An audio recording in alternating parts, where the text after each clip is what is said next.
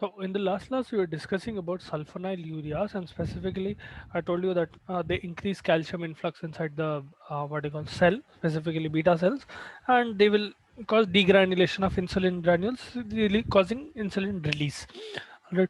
Asal sulfonylureas will have some other effects as well, where they are increasing sensitivity peripheral tissue to insulin, and they are stimulating insulin production that is directly action. They'll also increase the number of insulin receptors along with suppressing gluconeogenesis. Now, coming to drug interactions involved with sulfonylureas, there are two important drug interactions that you need to remember. Okay? One is drugs that will increase hypoglycemic effect, meaning sulfonylureas are hypoglycemic, oral hypoglycemics that you are giving to generally you give it to diabetes patients, okay, diabetes mellitus patients to treat hyperglycemia. Now we know that sulfonylureas themselves are causing hypoglycemia. If you add certain drugs, it might increase hypoglycemic levels, or it might increase hypoglycemic effect, meaning the patient will become severely hypoglycemic. ये कैसा होता? दो reason से हो सकता. Okay, so first of all, first drug interaction of sulfonylurea.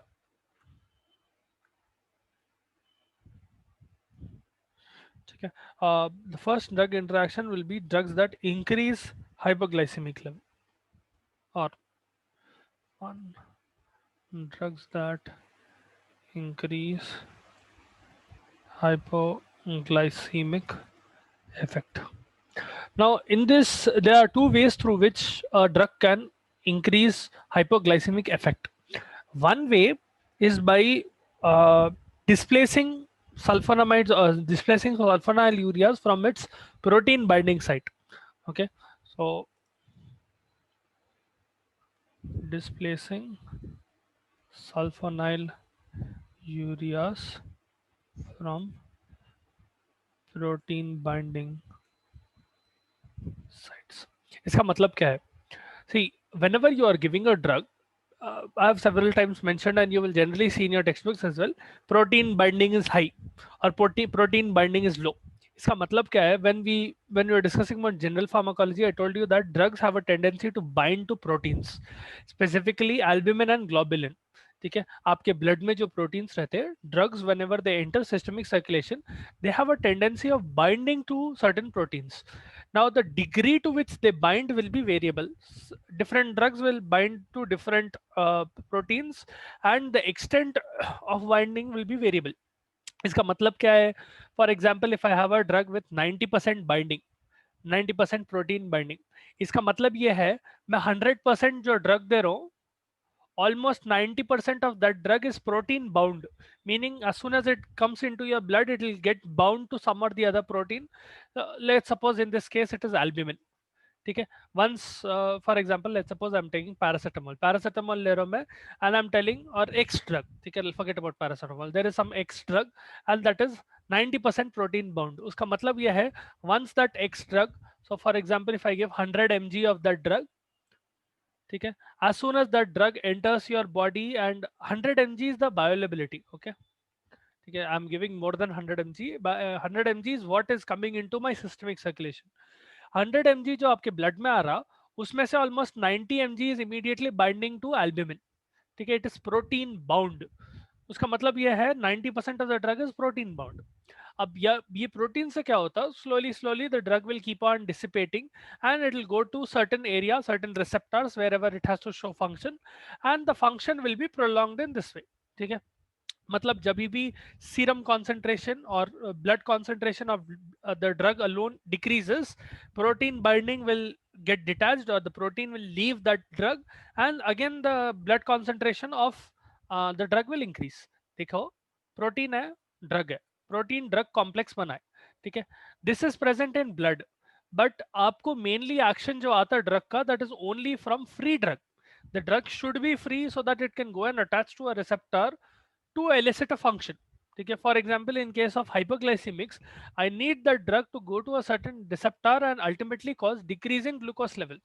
अगर वो drug protein को बाउंड है, if it is bound to protein, that drug cannot show its function. ठीक है, Now, in that similar way, sulfonyl ureas, they will have protein binding. They will have certain sites where they will bind with proteins. Now, let's suppose I am giving drugs like NSAIDs, non-steroidal anti-inflammatory drugs. Yeah, I am giving drugs like warfarin, like anticoagulant, or I'm giving drugs like sulfonamides, antibiotic. इससे क्या होता, this protein drug binding जो है of sulfonyl ureas, that will get displaced, meaning drug will not bind to proteins as much.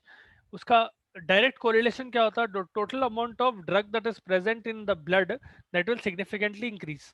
Now I know that let's suppose I already know as a doctor that sulfonyl ureas that I'm giving, that has 80% protein binding, meaning as soon as I give a drug, 100% of the bioavailable drug, whatever drug is reaching the blood systemic circulation, 80% of it is binding to protein, meaning initially I will only get the effect from 20% of the drug.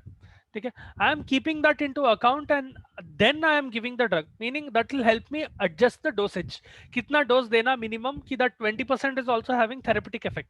अगर मैं सब therapeutic दिया तो it will be useless, and if I give a toxic dose, that will cause severe toxicity, will cause side effects. So I will determine कितना minimum dose देना पड़ता कि even if I satisfy the total amount of protein binding, I will still get some therapeutic effect. So that therapeutic effect I'm getting from 20%. This I already know. Now let's suppose that patient is also on a drug of NSAID. Let's suppose the patient is on aspirin, it is an NSAID, or the patient is on paracetamol, which is an NSAID. ठीक है, what will happen is that this 80% binding जो है वो कम हो जाती, it will start getting displaced, meaning instead of 80% here, now it will be, let's suppose it is 60%, meaning there is a 20% increase, no, आपके blood में non protein bound drug और free drug का जो परसेंटेज है, that is essentially becoming double. I'm only giving you an example here where the protein binding is decreasing to 60% from 80%. It can be more, it can be less. But in any case, what is happening is whatever level that you are assuming कि इतना drug available रहता, protein binding के बाद इतना drug available रहता blood में, so that this much amount of drug should be given for minimum effect, आप उतना दे रहे. अब अगर you give some other drug along with it, what is happening is that estimated level that you are keeping कि this much amount will be bound to protein, that is getting distorted, because of which total serum level or total amount of drug in the blood, ठीक है, free drug in the blood which can show an action. Protein से bound अगर drug है बोले तो it will not show an action. Drug will only show an action when it is free and it is binding to a certain receptor, to specific receptor. What is happening here is when you give a drug that is displacing sulfonyl ureas from its protein binding site, that protein bound drug concentration will decrease and the free drug concentration will increase, meaning there will be increased effect of sulfonyl ureas. Sulfonyl urea का normal effect is slight hypoglycemia. अगर बहुत सारा sulfonyl urea present है तो it will cause increased hypoglycemia. There will be significant spike in hypoglycemia more than normal levels. That is one drug interaction. Okay, I hope you understood. If you did not, please feel free to ask. That is how first interaction works. Okay, if you are giving a drug like NSAID or warfarin or sulfonamide, technically you should avoid giving these drugs with sulfonyl ureas. If you do give, decrease the dose, okay, of both the drugs, both sulfonyl ureas and the other drug that you are giving. Okay, that is one drug interaction. Second drug interaction will be, so the first drugs are displacing, or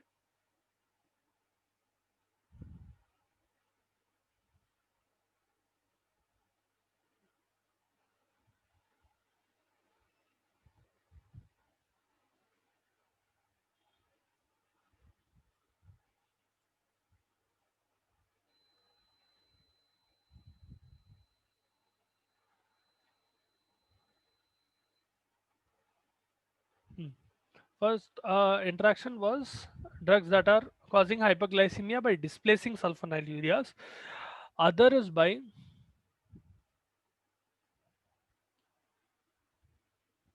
drugs that inhibit metabolism of sulfonyl urea.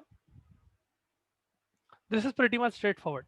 Whenever drug is getting absorbed, it should get distributed, then it will get metabolized, then it will get excreted. अगर मैं metabolism को stop कर रहा हूँ sulfonylurea का, ultimately I'm decreasing the rate of excretion. If I'm decreasing the rate of excretion, the drug will stay in my body for a longer period of time, meaning there is a higher chance that it can elicit its function. ठीक है, I am gauging that एक drug है, some X drug है, that is staying in my body for 6 hours.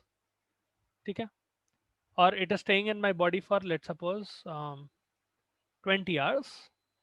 ठीक है, and out of which it is able to maintain therapeutic concentration where it is showing some therapeutic effect for, let's suppose, 15 hours. इसका मतलब ये है, I am expecting that the drug will go below therapeutic levels after 15 hours. ठीक है, once the effect is stopped or you're not seeing any therapeutic effect of the drug, it means that there is not enough concentration of the drug in the blood, meaning whatever is जो कम हो रहा, that is because of excretion, it is getting excreted out, that is why serum concentration कम हो जा रहा. अब if I stop the metabolism of that said drug, whatever metabolism is occurring of X, this total time that it is staying in your blood will increase. It is not getting eliminated, so it is staying in your body for a longer period of time, meaning it will start showing more effect. The same thing will happen with sulfonylureas. If metabolism, if you give another drug, for example, if a patient is not taking alcohol, okay, or the patient is taking cimetidine, okay, antihistamine drug, okay, let's suppose the patient has a peptic ulcer and they're taking cimetidine. Yeah, they are taking cimetidine for allergy or some other reason, or they are on chloramphenicol. Chloramphenicol is a very strong antibiotic. Okay, all of these drugs will tend to inhibit metabolism of sulfonylureas, because of which the duration for which sulfonylureas will stay in your body will become longer. Ultimately, what will happen is hypoglycemic effect that is seen from sulfonylureas will increase. You'll start seeing hypoglycemia for a longer period of time and increased amount of hypoglycemia because it is getting accumulated in your body. All right, so that is one interaction where hypoglycemia effect is increasing. Now, on the flip side, you can have another interaction where hyperglycemic effect is decreasing. How is that? Decrease hypoglycemic effects of sulfonylureas.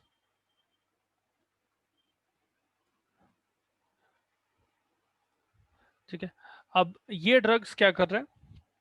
These are directly increasing glucose levels. ठीक है, so you have two types of drugs in this. You have diuretics and corticosteroids. Okay, these two drugs are responsible for increasing glucose levels in your blood. So they can directly increase glucose levels and they will decrease hypoglycemic effects of sulfonylureas. Basically, sulfonylurea will not work properly, because of which hyperglycemia is occurring instead of hypoglycemia, or hyperglycemia is not getting treated. Even if you are giving sulfonylurea in a patient who already has hyperglycemia, आप उसको treat करने के लिए सल्फोनाइल्यूरिया use कर रहे हैं. If you are giving another drug like diuretic or corticosteroid with sulfonylurea, what ends up happening is sulfonylurea will not work properly. In the previous two cases, sulfonylurea was working too much. In this, it will not work properly, because of which hyperglycemia will be as it is. Okay? You will not be able to decrease hyperglycemia or bring the patient back to normal levels of glucose. Okay. Now, coming to the next class. Next class in the same major class, okay, drugs that increase insulin release. There is another class called meglitinides. This will also increase meglitinides. This will also increase insulin level, but इसका करने का तरीका थोड़ा अलग है. ठीक है, its binding capacity, it will work similar to sulfonylureas, but the capacity of binding, it will also affect your potassium channel. In turn, what will happen is, if potassium channel is blocked, calcium influx will occur and ultimately insulin will start getting released. But the binding capacity of meglitinides is lower or weaker when compared to sulfonylureas. Okay, you mainly have two drugs, repaglinide and nataglinide. Okay, ये दो drug will act similar to sulfonylurea, but the only difference is that their capacity of binding to the said receptor is lesser or weaker than sulfonylureas. All right, both of these drugs will get rapidly absorbed by your gut. Repaglinide specifically has a very short T half. It will only work. Its T half is only around 1 hour. Okay, T half is 1 hour. Both of them are orally absorbed, well absorbed orally. Okay. Both of these drugs can cause hypersensitive reactions and they cause hypoglycemia. If the dose is not monitored, it can cause hypoglycemia instead of causing normal glycemic levels. There are a few gastrointestinal disturbances with repaglinide as well. Okay. The patient might have GI disturbances, nausea, vomiting, and so on and so forth. Okay. Sometimes irritation, gastric irritation, थोड़ा reflux हो सकता है उसकी वजह से, things like that. Now, generally meglitinides जो है, you will give it in combination. You can give it alone as well, but generally you give it in combination with one drug called metformin. Okay, which is the next class which we'll talk about. Metformin, biguanides में आता. Okay, now this next class of drug, these are different types. Okay, biguanide is the second class, which is, so first class was drugs that increase insulin secretion, which was meglitinides and sulfonylureas. Okay, second drug class will be biguanides. बाइगोनाइट्स में mainly आता है आपका metformin, one of the oldest and best working drug for this thing, क्या बोलते हैं, diabetes. ठीक है, बहुत पुराना यूज है and it has several other functions where it is able to control atherosclerosis as well, and recently there was some research where it is helping in other cardiovascular disorders as well. What is the use of metformin? Metformin will lower blood glucose by inhibiting insulin-like effects on tissue. So it will have, the mechanism is unclear, but what we do know is that it does three specific functions. Okay. How it works is unclear. Effects are, first thing is it will suppress hepatic gluconeogenesis, meaning it will not let your liver make new glucose. Okay. That is first effect, number one. Okay. Second effect will be, it inhibits absorption of glucose from intestines. Inhibits absorption of glucose from intestines. Now, normally what happens is whatever glucose is passing through your urine or in the process of formation of urine during filtration near your PCT in your nephrons, proximal convoluted tubules के पास, what will happen is glucose that is being thrown away, a lot of it will be absorbed back inside. Okay, most of glucose, normally glucose should not be present in your urine. Very little amount of glucose is present in normal healthy individuals urine. ठीक है, normally नहीं रहता, बहुत कम रहता. In patients who have what you call hyperglycemia or they have diabetes, you will see increased amount of glucose in urine. As such, what will happen is, if the patient is having hyperglycemia, one mechanism can also be that because there is already glucose being reabsorbed back from the intestine. See, normally अगर glucose level अगर normal है आपके blood में, it is fine. Glucose is being reabsorbed, that is not a big problem. The patient already has higher amount of glucose in the serum. If there is hyperglycemia and your body is still absorbing glucose from your PCT, that is a problem. Okay? Because that will contribute to increasing hyperglycemia even more. So metformin does another effect where it is decreasing that, or it is inhibiting that absorption of glucose from intestines. Okay, then it also stimulates peripheral uptake of glucose, peripheral tissue uptake of glucose. Okay, generally in the presence of insulin, but it is increasing the extent to which tissues are taking glucose in, meaning they will start using glucose more. Okay, so what it is doing is it is throwing glucose from blood into tissue so that it can be used. यहाँ पर problem क्या आता है diabetes में, that glucose is not able to, it is not going inside that cell properly. ठीक है, either that receptor is not working properly या फिर insulin present ही नहीं है. ठीक है, in any way cell के अंदर glucose नहीं जा रहा, that is when diabetes occurs. Metformin will increase or it will stimulate that glucose in blood to be thrown into your cells so that it can be used and hyperglycemia can be decreased. Okay, so these are the three specific effects of metformin. Now, metformin has some specific contraindications as well. Contraindicated in renal, hepatic, and cardiac diseases. Though it does help in a few cardiac diseases, in certain cardiac diseases it is completely contraindicated, should not use. It can decrease the risk of developing cardiac diseases, but as such agar already develop ho gayi to it is contraindicated to give metformin in such patients. Okay. Specific adverse effects will include metallic taste in mouth,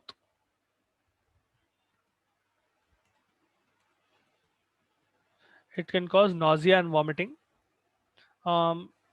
Specifically, what will happen is if you use it for a very long period of time, it can cause vitamin B12 absorption deficient, or it can interfere with vitamin B12 absorption, meaning there is a chance that the patient might have vitamin B12 deficiency. Okay. Long-term usage will lead to malabsorption or decrease in absorption of vitamin B12. How will you see this? कि vitamin B12 कम हो रहा? You generally see it as anemia. Vitamin B12 is responsible for several functions in your body. One function is making sure that anemia does not occur. ठीक है? It is helping in hemoglobin synthesis, it is helping in DNA synthesis in marrow cells and several other functions. अगर B12 की deficiency हुई तो anaemia develop होता patient को, generally pernicious anaemia होता या मेगलोब्लास्टिक एनीमिया होता. So you can see that if a patient is having metformin for a long period of time, in certain cases the patient might develop anemia. Okay, that is how it will present. That anemia is because of deficiency of vitamin B12, specifically decrease in absorption of B12, because of which anemia is developing. Okay, then that is the second class, biguanides. Then we have the third class. Sometimes it can also cause diarrhea. Okay, this drug can cause diarrhea, but generally diarrhea, metallic taste in mouth, nausea, vomiting, these are self-limited, meaning after a while they will go away. The patient will get used to it. B12 deficiency, the patient will not get used to it. Next class will be called thiazolidine diones. Thiazolidine diones. इन लोगों को TZDs भी बोलते हैं. Do not confuse this with BZDs, benzodiazepines. Okay, it's also called glitazones. So mainly you will have pioglitazone, standard drug. ठीक है, rosaglitazone use करते थे पहले, but it has been banned. There is a very high risk of cardiac problem development. That is why rosaglitazone has been stopped being used. Now, what this drug does is the mechanism of action, how pioglitazone works. This is an agonist of PPAR gamma receptor. ठीक है, it will induce certain functions. It will enhance the action of insulin. Okay, so agonistic function on PPAR gamma receptor. PPAR is peroxisome proliferator activated receptor.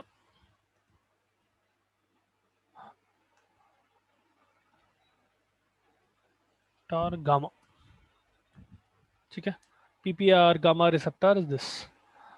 You can also call it PPAR gamma, that itself is a receptor. Okay. The effect is that once you are having a agonistic function, meaning it is inducing the function of that receptor, affects technically it enhances insulin action.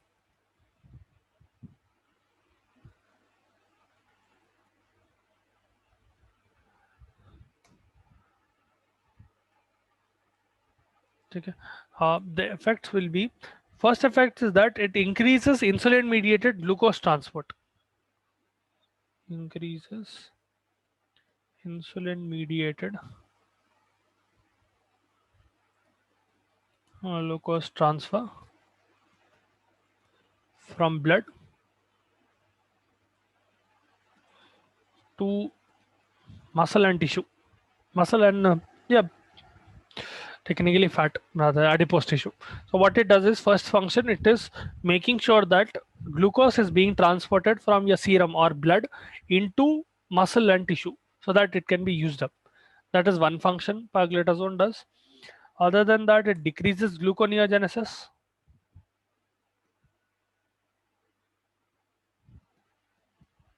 Okay. Other Along with that, it will lower incidence of hypoglycemia or increases HDL. That is one effect. Increases HDL. Now, the advantage of using pioglitazone is that there is lesser chance of hypoglycemia occurring, and because it works for a longer period of time, you can give it as a single dose. OD दे सकते हैं आप, ठीक है? In the previous classes, drugs that are affecting insulin directly, there is a chance that hypoglycemia can occur. Pioglitazone में hypoglycemia का chance कम है. Okay. And it also helps in cardiovascular function where it is increasing HDL, so it is cardioprotective in a way. All right, you can, because it is working for a long period of time, you can give it OD as well. No clinical significant drug interactions, unlike what do you call sulfonylureas. It does not have a significant drug interaction. um, at least till now, drug interactions have not been found. Okay. The disadvantage of pioglitazone is that you need you need to give it for a long period of time before you start seeing its effect. Okay. Disadvantages: you need at least 6 to 12 weeks of treatment to obtain maximum effects. Okay. To see the complete vertical advantage of pioglitazone, or to see the complete effect of pioglitazone, you need to give it at least for 6 to 12 weeks. It may cause weight gain or anemia.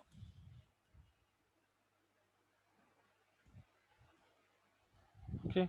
uh, it may cause or precipitate edema.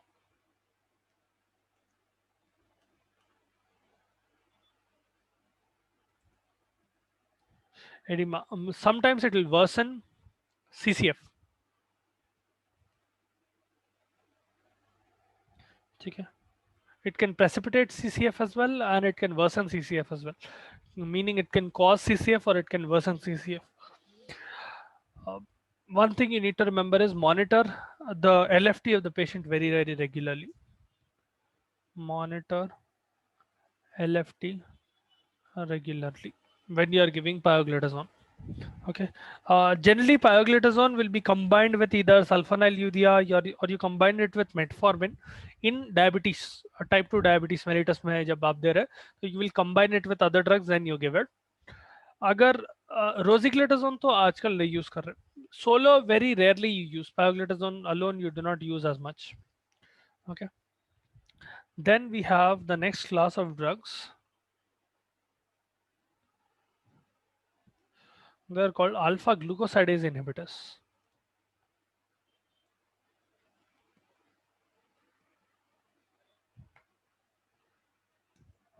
Okay.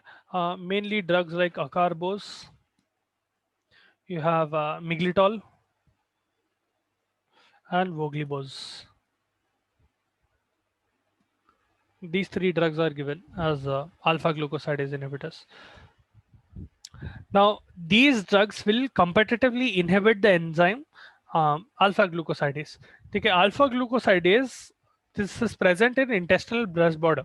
Okay, and it will help in absorption of carbohydrates. Alpha glucosidase जो है एक enzyme है which is helping in your in absorption of carbohydrates in intestinal levels. ठीक है, तो आप क्या कर सकते हो, if you give this before food, ठीक है, pre-prandially, if you give alpha glucosidase inhibitors, what it will do is, once you have eaten the food, the amount of carbohydrate that is present in the food, the total amount of carbohydrate absorbed in the body from food will be decreased, meaning there is a lower chance of glucose formation. See, आपके body में glucose जो form होता है, they are glucose will be form from protein, carbohydrates and fats through several biochemical reaction, they are interconvertible, ठीक है, but mainly you will get it from carbohydrates, ठीक है।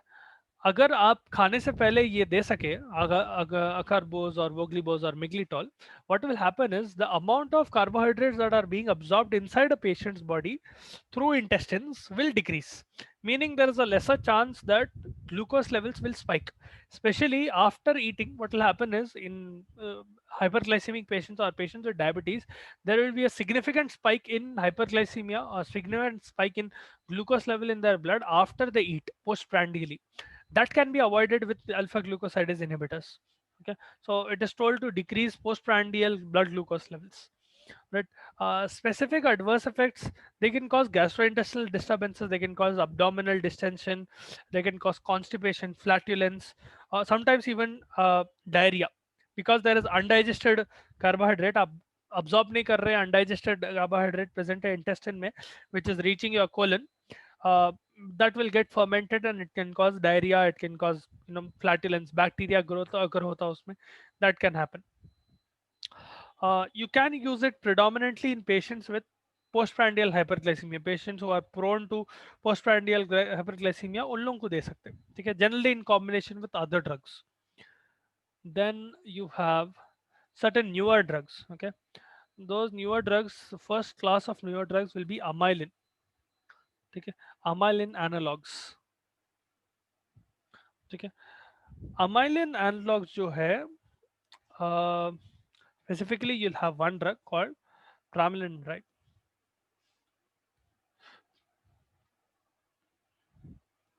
pramlintide, ठीक है।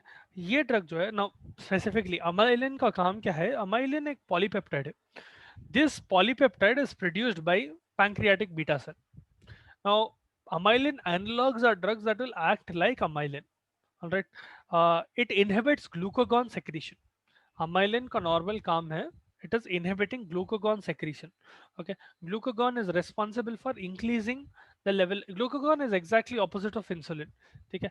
Insulin will push glucose from your, what do you call, from blood into cells, and glucagon will do the opposite. It will increase gluconeogenesis, it will stop the transfer of glucose into cells so that blood glucose levels will increase. Amylin is something that acts against glucagon, okay.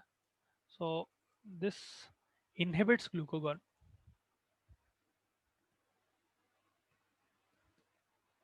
Specifically amylin analogs जो है, these drugs modulate postprandial glucose levels.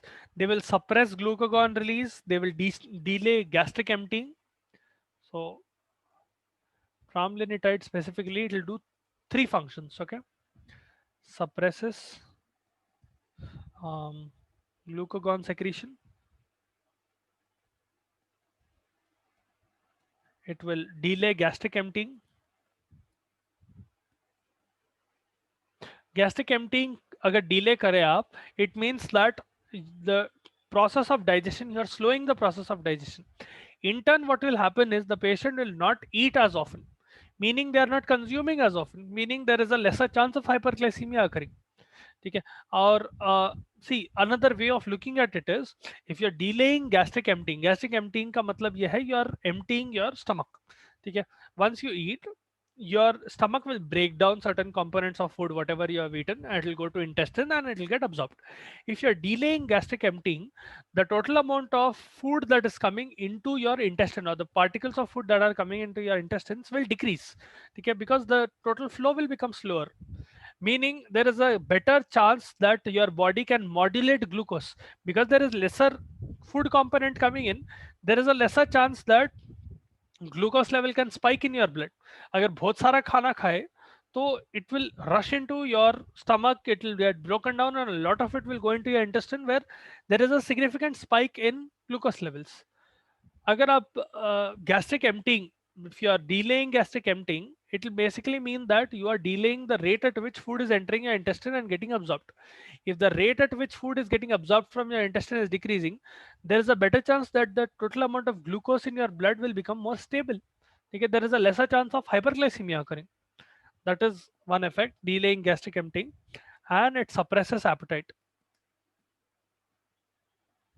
Okay. So those are the three main functions of uh, pramlintide: centrally mediated suppression of appetite, but in any case, it does suppress appetite. Okay. Pramlintide also has beneficial effects on HbA1c levels. HbA1c is a diagnostic test, basically glycated hemoglobin test बोलते हैं उसको. What you do is glucose has a tendency to bind with hemoglobin to different proteins. One protein is hemoglobin. By checking the HbA1c levels, you will be able to check what is the profile of hyperglycemia in a patient over a 3 month or 4 month period, because one RBC will stay around for almost 120 days. It means that as long as that RBC is staying, that hemoglobin will be alive, or it will be staying in that blood. It also means that glucose can stick to hemoglobin for 120 days. उसका मतलब आप क्या बोल सकते हैं, अगर hyperglycemia और HbA1c levels high है, it means that the patient has been having hyperglycemia for the past 2 to 3 months or 3 to 4 months. ठीक है, 120 days के लिए it has been high, right? HbA1c is a good marker of telling how the patient has been performing over a long period of time, whether or not drugs are working or whether or not they are taking certain precautions. ठीक है. अब क्या हो सकता है, let's suppose you are doing a blood sugar test. The patient, he already is a hyperglycemic, he has diabetes mellitus, but he's not taking drugs properly. Let's suppose that fellow takes drugs the previous day before the diagnostic test and comes to you with a lower blood glucose level. You will not know how well he has performed in the past 2 to 3 months. Instead, if you do a HbA1c test, you'll be able to tell how well he has been doing. Has he been taking the drug regularly? Has he been vigilant with what he is eating or what she has eaten over a long period of time? Okay, because you are measuring the hemoglobin rather than direct glucose level in your blood. Okay, now this drug gets it is given subcutaneously and it gets rapidly absorbed. Should not mix this drug in syringe with any other drug. Okay, if you are giving it with any other anti-diabetic or an insulin, decrease the dose because it can cause hypoglycemia. If you give pramlintide, decrease the dose of any other drug, insulin, yeah, any other oral hypoglycemic, so that you can decrease the chance of hypoglycemia occurring and cause nausea, vomiting, and anorexia. Okay, so that is amylin analog. We'll discuss about GLP-1 analogs and DPP-4 inhibitors tomorrow. Okay, 2, 3 more drugs and newer drugs. After that, we'll discuss about parathyroid hormone. If possible, we'll discuss about thyroid drugs as well. Okay.